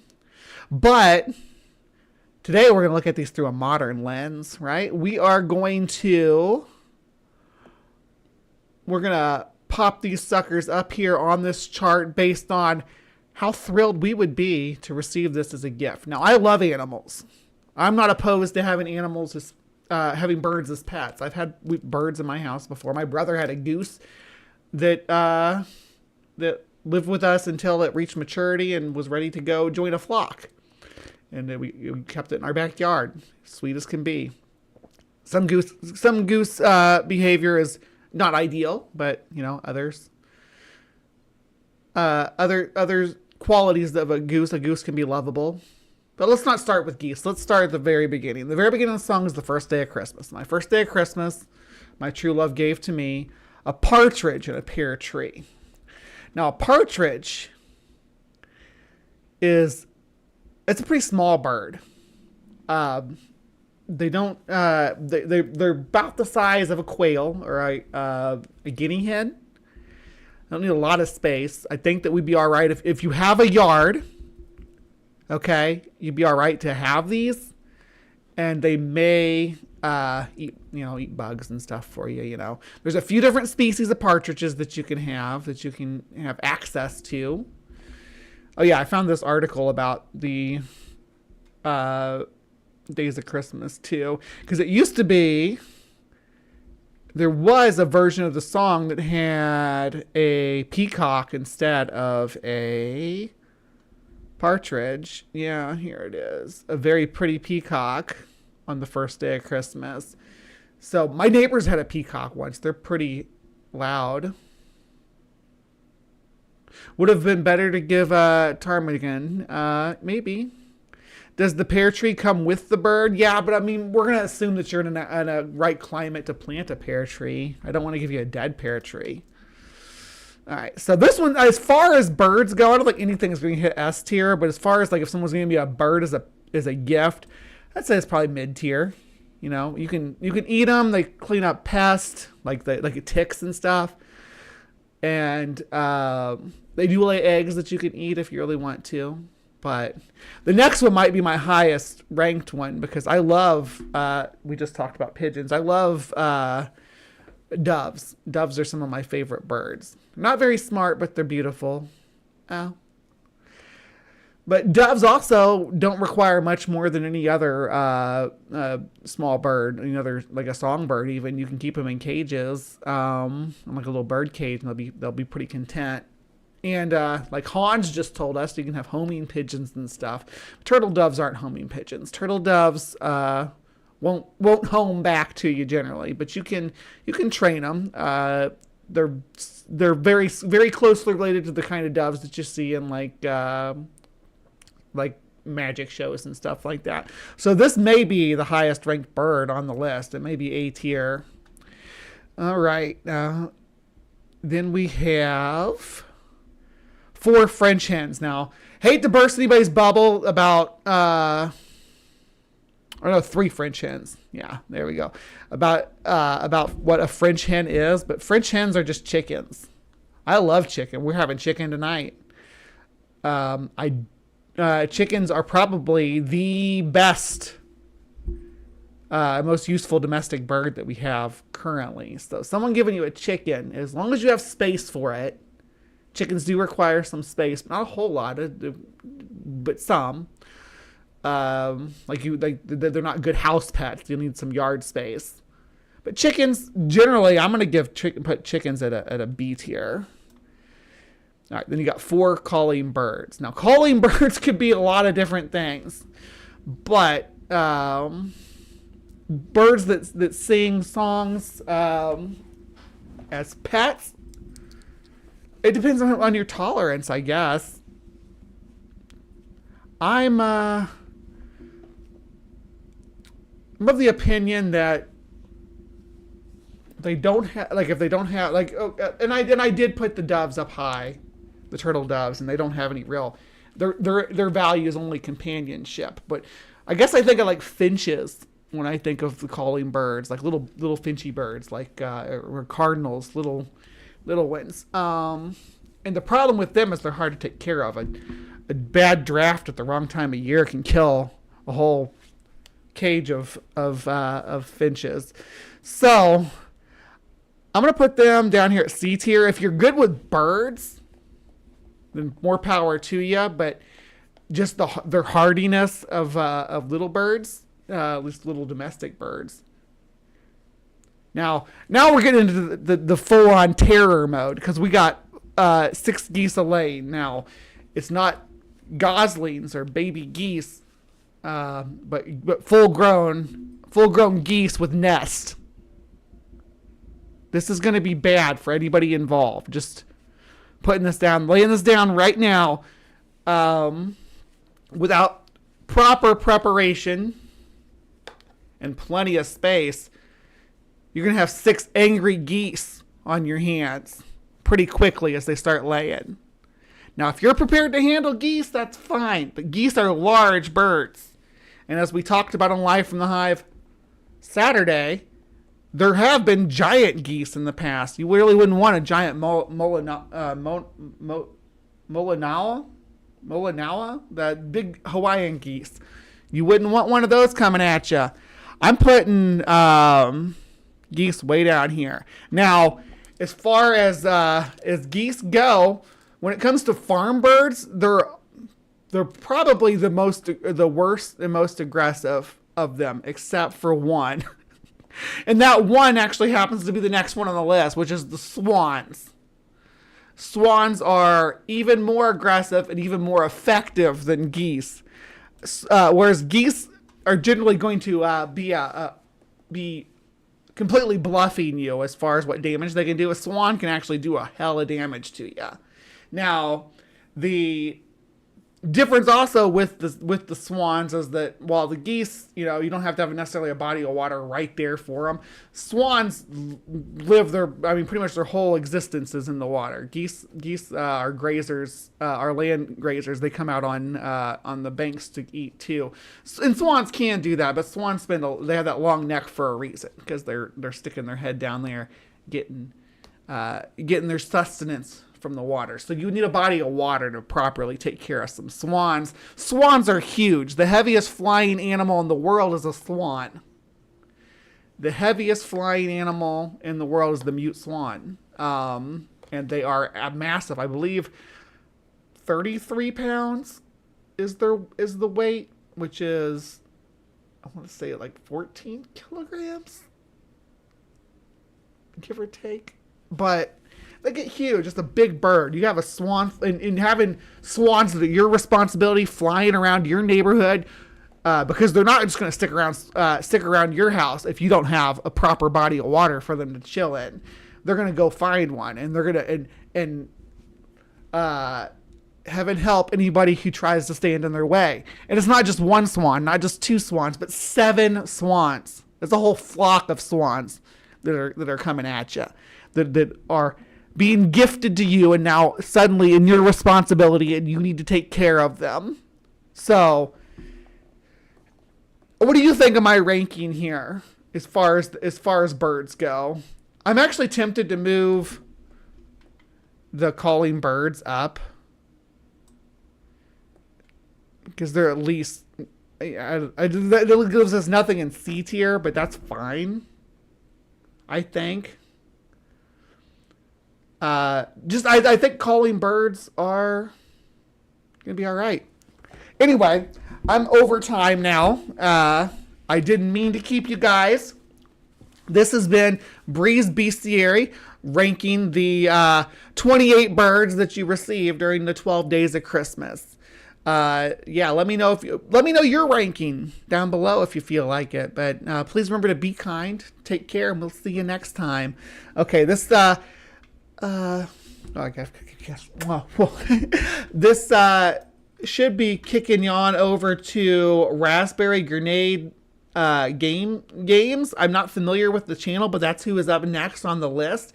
That's where you're going to be sent to from here when I close things out.